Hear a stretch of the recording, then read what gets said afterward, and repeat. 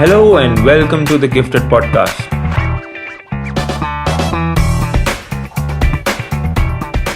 I am your host, Niraj Mulani, and in the Gifted Podcast, I speak with elite athletes as we try to challenge the misconception that athletes are just some people who are talented or gifted with special abilities at birth. Every week, I am joined by an elite athlete as we try to break down what it truly takes and means to be an athlete. If you're an aspiring athlete or just a casual sports fan, you will definitely enjoy this podcast as I get candid with athletes about their journey, their achievements, moments of heartbreak, and most importantly, moments of hard work and perseverance. In today's episode, I have with me America's best ranked triathlete for much of his career, Jarrod Shoemaker. Jarrod is International Triathlon Union's Under 23 World Champion, World Cup silver medalist, and an Olympian who participated at the Beijing Olympics.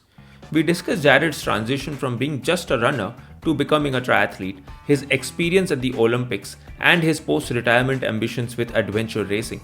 So, without further ado, let's get to it.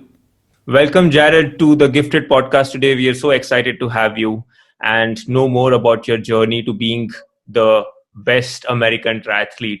How are you doing today? Good. I already got a bike and a swim in, so now I get to hang out with you for a little bit and then relax for a while. Perfect. And how is life treating you in Florida these days? Good. The weather's turned good. It's about 80 degrees highs and it's comfortable at night. So it's what we call our fall, which everybody else would call like summer. So, but it means we get to go outside and not worry about things. Perfect. Well, there's a lot to know about your journey to becoming the best American triathlete. So let's start right at the beginning, shall we? So as a child, you played competitive baseball, soccer, basketball, lacrosse, swimming, wrestling, and ice hockey. And why did you pick running out of all these sports? Baseball's my favorite sport, honestly, and that's what I wanted to be when I grew up. I grew up in Boston, so Boston Red Sox were my team. And so that was what I wanted to do. But, what I realized that I was really good at running, and it was probably going to get me where I wanted to go, which was to go to a good college and run at a good college. So kind of went that way. I had some really good coaches for running as well. And then I also kind of like the individual aspect of the sport where it's you pushing yourself. So I think all those things together, but I love playing sports no matter what they are. I just have always enjoyed being out and being competitive and active. Right. And which is why not just one sport would be a triathlete and compete in 3 sports at the same time. Exactly. Right. And did your city or neighborhood have a history of, producing athletes or Olympians? And was that ever an influence on, young Jarrod? For me, it was really baseball players were kind of the people I looked up to. And so that, I knew some runners and I got to know like who good runners were once I got into it. For me, it was more my parents. They went out and ran every day. My mom, this year was supposed to be her 30th Boston Marathon in a row. And so I was always out, they were running, I'd bike with them. And then eventually I started running with them. So that's just the way our family was. We were active and outside. So I just kind of enjoyed it. Yeah. There's no real one person that I would say was that person that I looked up to, though. Right. And throughout school and first few years of college, you obviously into running, and in fact you also won 3 straight heptagonal cross country games with your college in the first 3 years. What did that do for you as a young athlete, and what sort of goals and expectations were you setting for yourself at that time? Yeah, going to college, I didn't know how I was going to stack up against, these college runners. I didn't run a lot of mileage in high school, but I just went into it kind of with an open mind and just went for it. And we had a really good team the first 3 years, and so we won 3 straight heptagonal championships, which was so cool. I won individually my junior year, which was unbelievable. And, I really enjoyed working out with a team and pushing myself with the team. It's funny, though. I never worked out in the top workout group. I would work out in the second workout group because I'm a lot more measured in my workouts. I don't really like being competitive in workouts. So for me, it was about, if we're supposed to hit these splits, I would go hit those splits. Whereas sometimes the guys in the first workout group would just push themselves really hard. And by the third or fourth interval, they were already running as fast as we were supposed to be at the end. So I learned a lot about myself and how to push myself, how to train myself, and what my body could handle. So no ego lifting for you, then? No. On race day is when I care about. I don't care anything about workouts.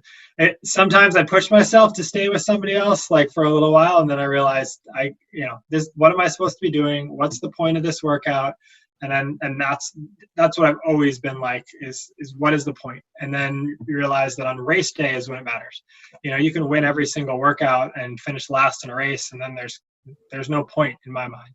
So I'd rather win the races and come in last in the workouts. That's really smart. So your last couple of years in college, you also faced some injuries from track running.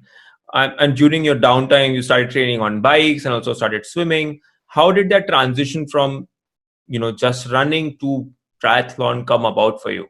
I swam in high school and I'd grown up swimming. So for me, that was always something that I enjoyed doing.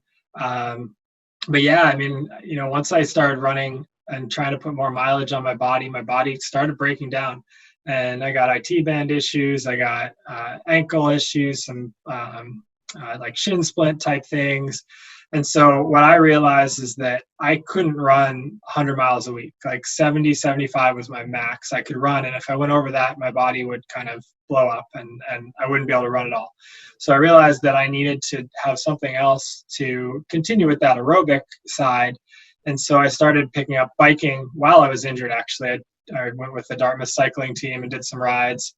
And then I realized that I should also swim. So I started doing that a little bit more because it's no impact and it's also a different set of muscles.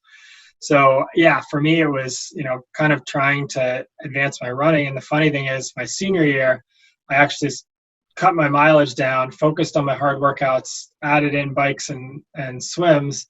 And I ended up running my best times ever. So, so I think that sometimes people get so focused on doing what everybody else is doing, and each athlete is so individual that you have to step back and say what actually is going to help me versus what is everybody else doing that I feel like I should be following along with.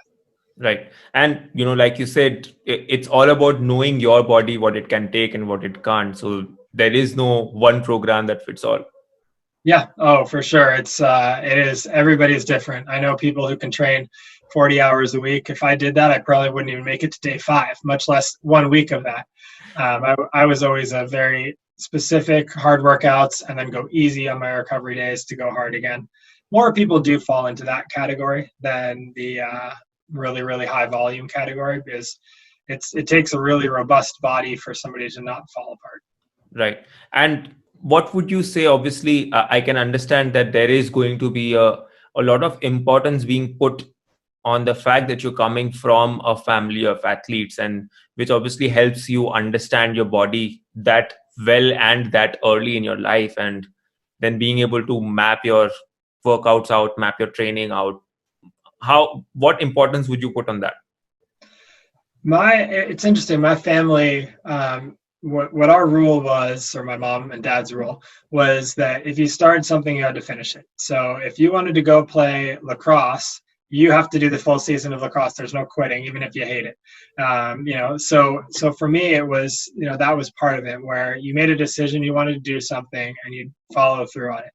And so I tried to learn what I was doing and why I was doing things. Even when I was in high school, I wanted to understand the reasons behind it, instead of just kind of going out and just blindly doing some workouts. Right. And you'd mentioned to me in one of our previous calls where your uncle obviously was also a triathlete, and he's also the one that pushed you. So you obviously come from a family of a lot of athletes, your uncle being a triathlete, your siblings also being triathletes. Now you also married to a triathlete.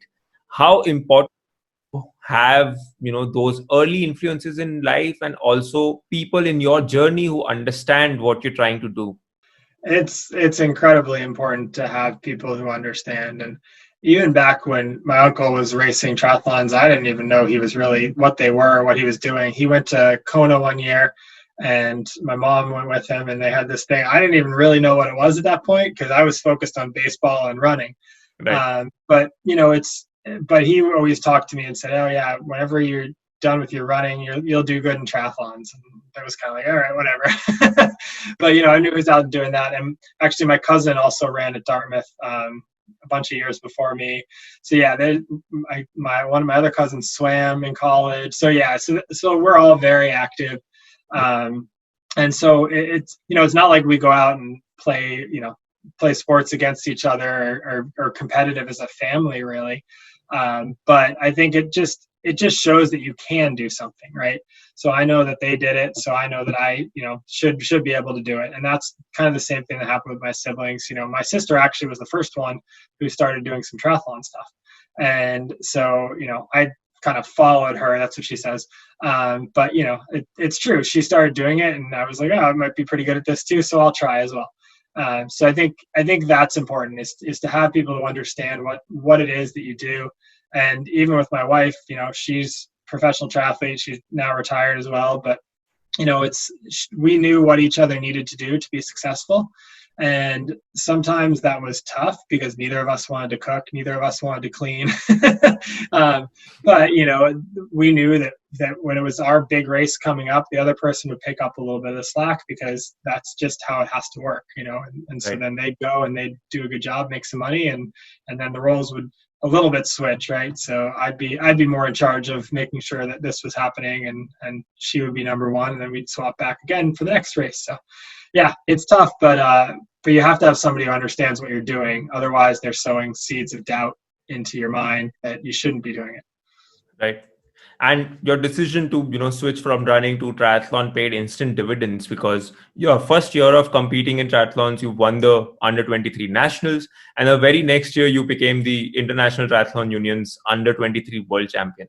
What sort of differentiations exist, particularly mentally, in the two sports of running versus triathlon? I was lucky in that running, was at that time probably the most important leg of the race. A lot of times the bikes would come back together and then it would be a run race at the end. So I was kind of lucky. The races have definitely got stronger and faster in the past 10 years. But man, it was an interesting change. I mean, I didn't really know what I was getting into. Sometimes you just dive in head first and go for it. And I think that's what I did the first couple of years. I just would show up at a race and race. I didn't have expectations. Nobody really knew who I was. And that can play in your favor too, and then once expectations get put on you, then sometimes it's harder to live up to those things. But, I loved running. I loved going out and competing, but triathlon just offers, it's almost like a mental change of pace because there's so many different dynamics going on in the race, from getting out on the swim good to the transitions to bike positioning to having a run race at the end, and I enjoyed that part of it as well. Just that it was a different type of competition. Right, and three different kinds of sports to win or lose the race. Yeah. Oh, for sure. Yeah. You definitely, you can't win the race on the swim or the bike, but you can definitely lose the race on the swim or the bike. And I think that's what I had to work hard at because I'm a swimmer, but I wasn't an amazing swimmer growing up. So I really worked hard to swim and learn how to swim well and be good. And it's funny because I actually, by the end of my career, I was doing long course races and I was swimming, and I'd be, top 2 or 3 out of the water, and people started thinking of me as a swimmer, but I was not a swimmer, so I think sometimes you put your mind to it and you work hard, you work on the technique, and it takes years, but now I can go and swim 2-3 days a week and still be fine once my body's so used to it. Right. And so this is 2004, and from 2004 to 2008, you became an under 23 national champion, you became an under 23 world champion, got your first World Cup podium, and you also qualified for the Beijing Olympics along the way by finishing as the top American in the ITU Beijing World Cup, beating some legends along the way, and no pressure, but you also featured on the VT's cereal box. I'd rate this as a solid preparation leading up to the Olympics. How were you feeling about the upcoming Olympics, and what sort of goals were you setting for yourself? going into the Beijing World Cup where the qualification race was, there were 6 U.S. guys on the start line. It was the top U.S. man was going to get a spot. So at that point, I knew I had a 1-in-6 shot at making the team. And so I just went into that race and just went for it. I mean, you got nothing to lose, right? I mean, when you look at percentages that way, that's good. And I knew I was going to be in the mix. I was in good shape. And so, yeah, I qualified, and it was kind of a shock to everybody else except maybe me and my coach and my family.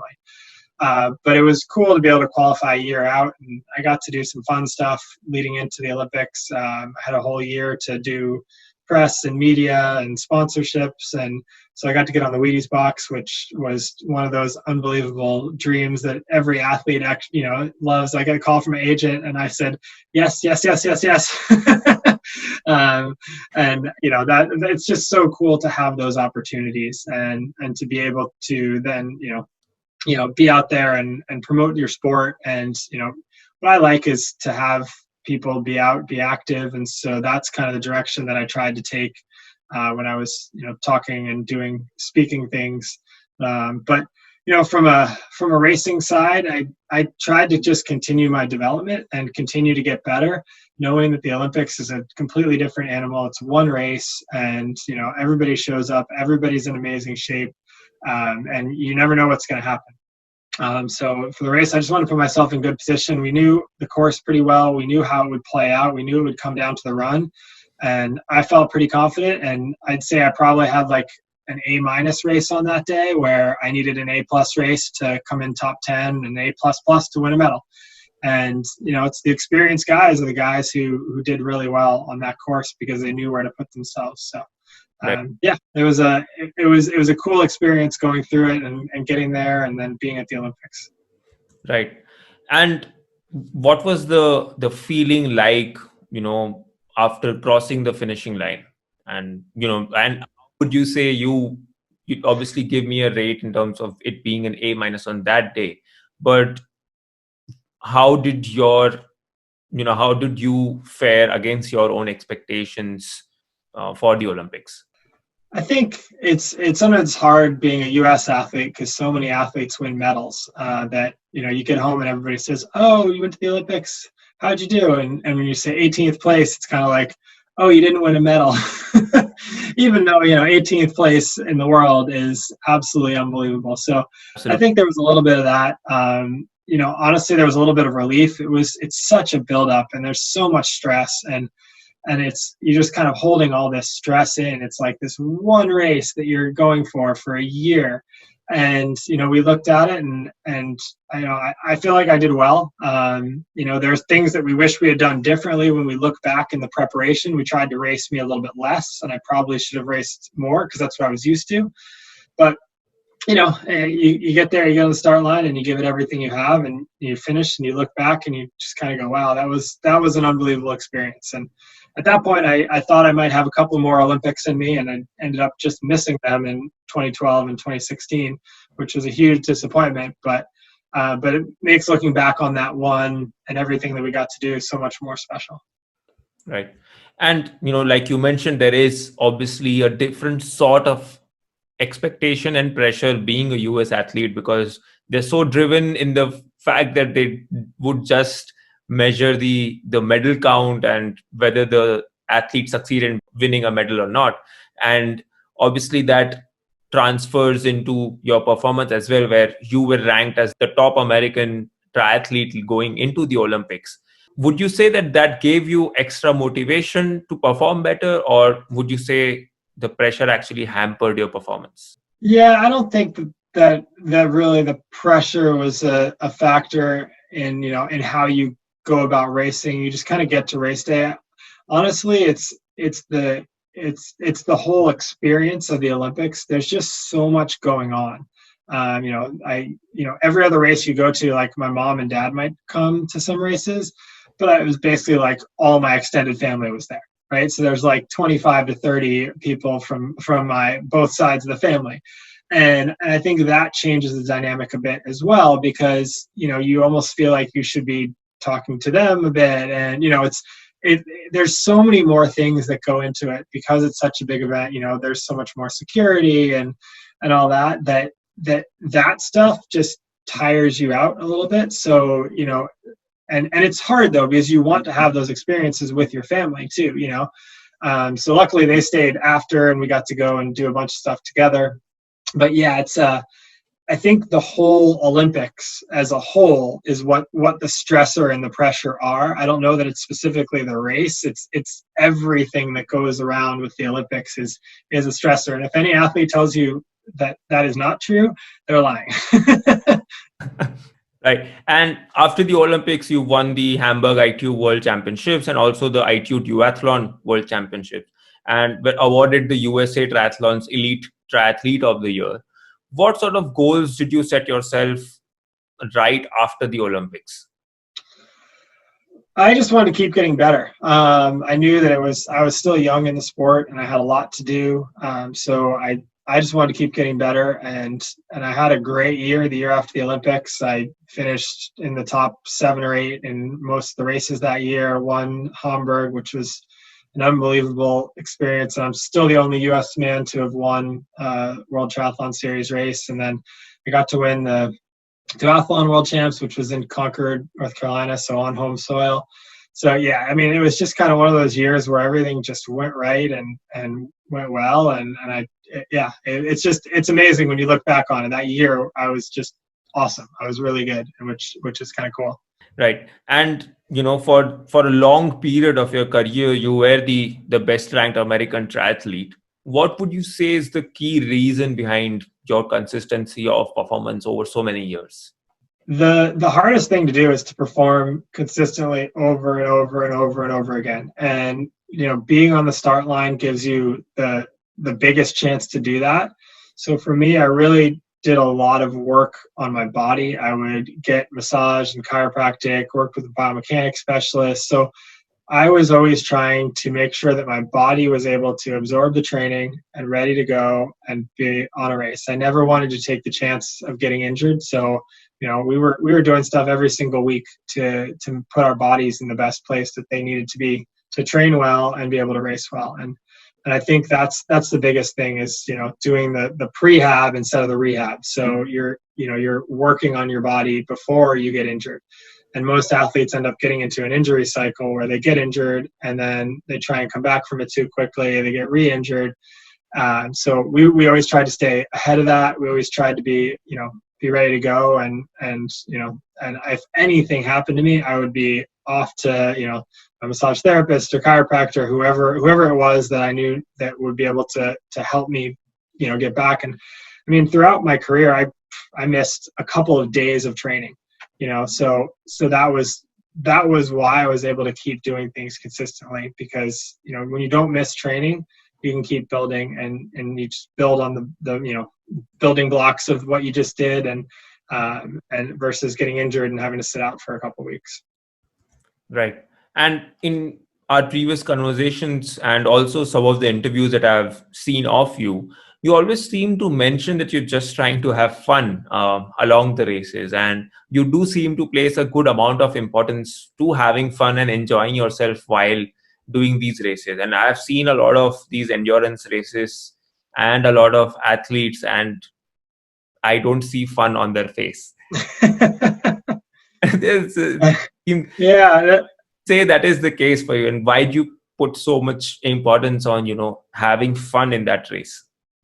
Yeah, it's tough. I think a lot of athletes see it as a business, and it is a business, but you have to have fun. You have to go out there and enjoy it, because if you're so serious about it, you get stressed out about every little thing that happens. So, yes, I was getting paid to do it. Yes, I had, sponsors and all that, but when you take a step back and you realize I'm racing around the world in all these really cool places, and like, I didn't even expect that. As a high schooler, I didn't think I'd travel around the world and race in Sydney and Japan and South Africa.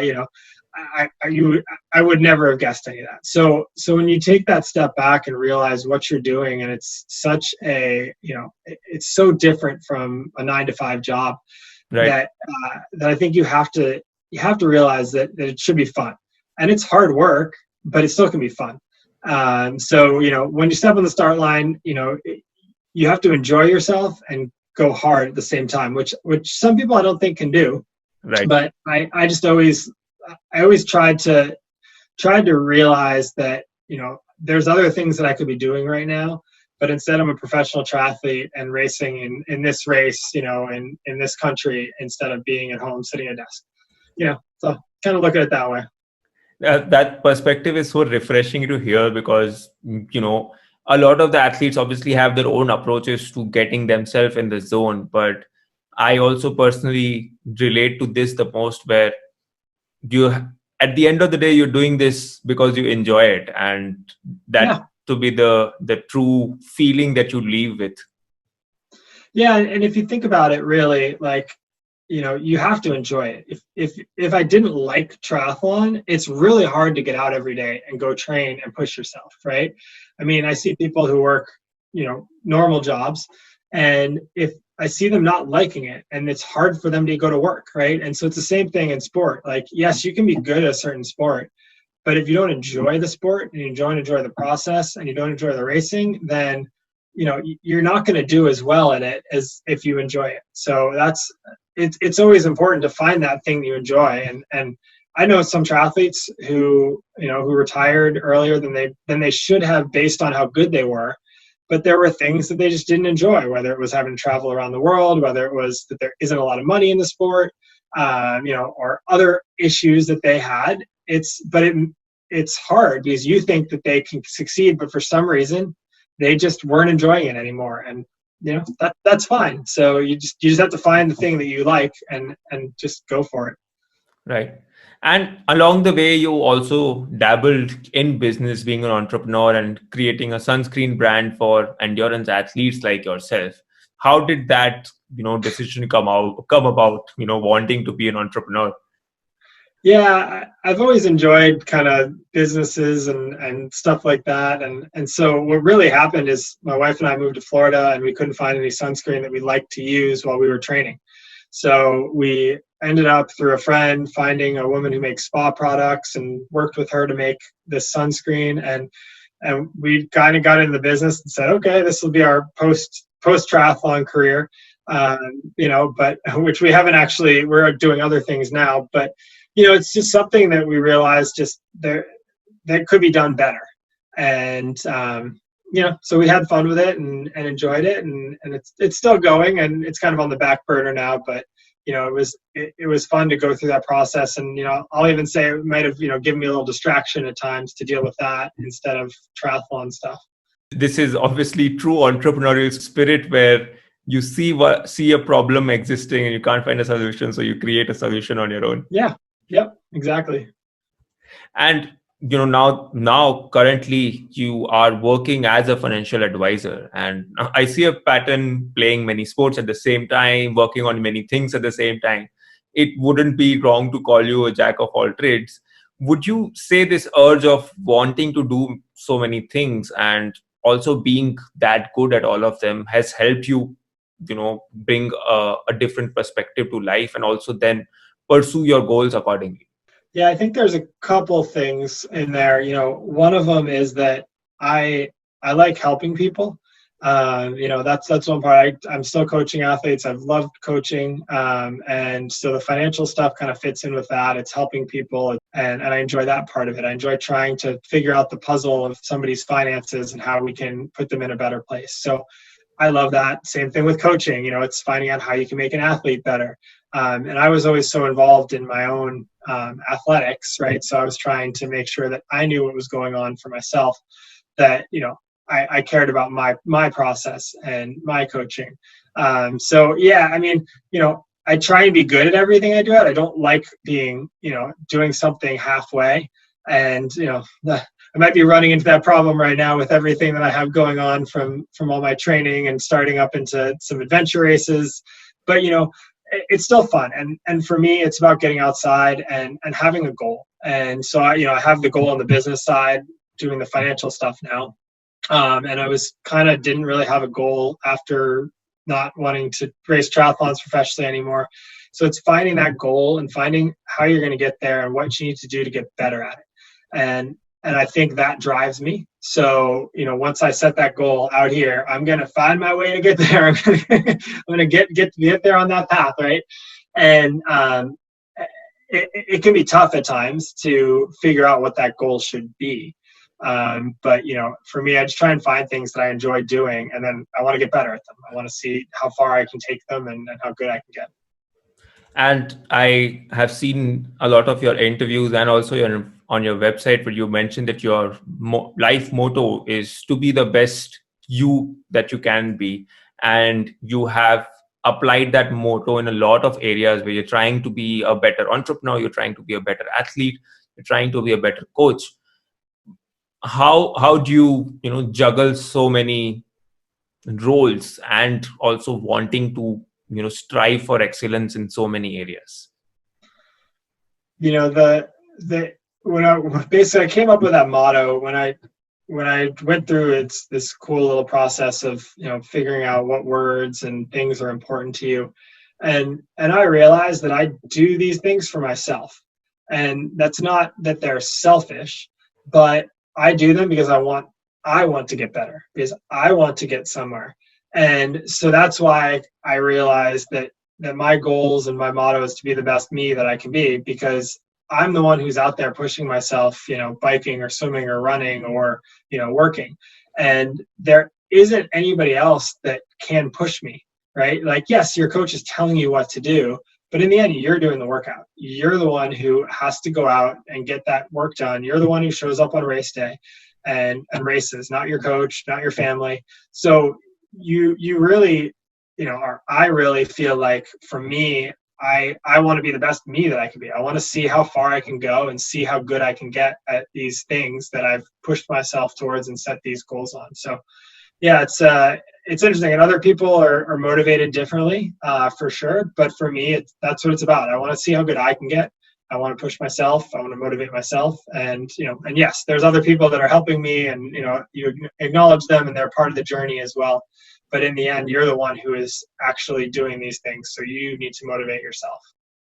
And in your quest to, finding a new goal to challenge yourself with, you told me that you've started doing adventure races these days. And you've also, in fact, applied for Eco Challenge, which is supposed to be the world's toughest adventure race.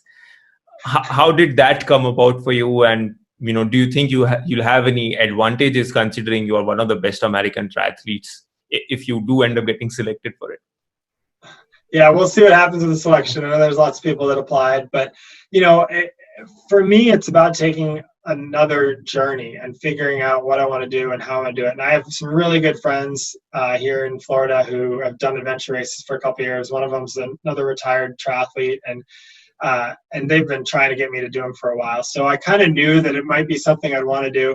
I actually did my first one ever last weekend, 24-hour race. And I loved it. I thought it was fun. And it's so different from a triathlon, because it's so long, but there's so much of a mental aspect of it, whether it's dealing with maps, dealing with being tired, dealing with being in the woods in the dark, which is just another experience that is just crazy. So there's a lot of pieces to it that are just different. And I think I like that. And I like, learning something new and how to master a new challenge. So, but Eco Challenge is like, 5, 6, 7, 10 days out there. That's a completely different ballgame. But if that challenge if they accept the fact that I want to do that challenge and accept me, then I will go for it and have some fun with it. Right. And apart from, adventure races, what different goals and aspirations are you setting yourself up to, for the near future? Yeah, it's hard once you transition out of racing full time. Like, I don't really have the motivation to go do any triathlons right now. There's one actually going to be here in town in like 4 weeks, but I just don't have that motivation. So it's something different. So that's why I've enjoyed the adventure races. And it's learning new skills, right? And trying to master new things. And I think you have to do that to kind of continue to be a better you, to build yourself. So yeah, so for me, it's about learning some of those things that I haven't done before and mastering new challenges. Well, it's been a real pleasure having you today and learning your journey about becoming the best American triathlete, and also sort of very inspiring to know that you can strive for excellence in so many aspects of life and be good at it as well. So thank you so much for taking out the time today, and we really appreciate you sharing your journey with us. Yeah, thanks for having me. Well, that's all for our chat with Jarrod Shoemaker, our first endurance athlete on the podcast, and boy did I get to learn a lot from Jarrod. His motto, while simple, is so moving: to be the best me I can be. We see and hear it so often from endurance athletes that their fight is with themselves and they are just working towards becoming their best version. And as Jarrod reiterated, it's always important to have fun along the way, because what's sport without fun, eh? So that's it for this episode, folks. Thank you for tuning into the Gifted podcast. I have been your host, Niraj Mulani. A gentle reminder, you can find us as The Gifted on your favorite podcast platforms, including Apple, Spotify, and Google. Keep following us on Instagram, Facebook, and YouTube as The Gifted Podcast, and on Twitter as The Gifted Pod, so you don't miss out on any upcoming episodes. Thank you once again for listening, and I'll see you next week with another special episode. Until then, stay well and keep your masks on.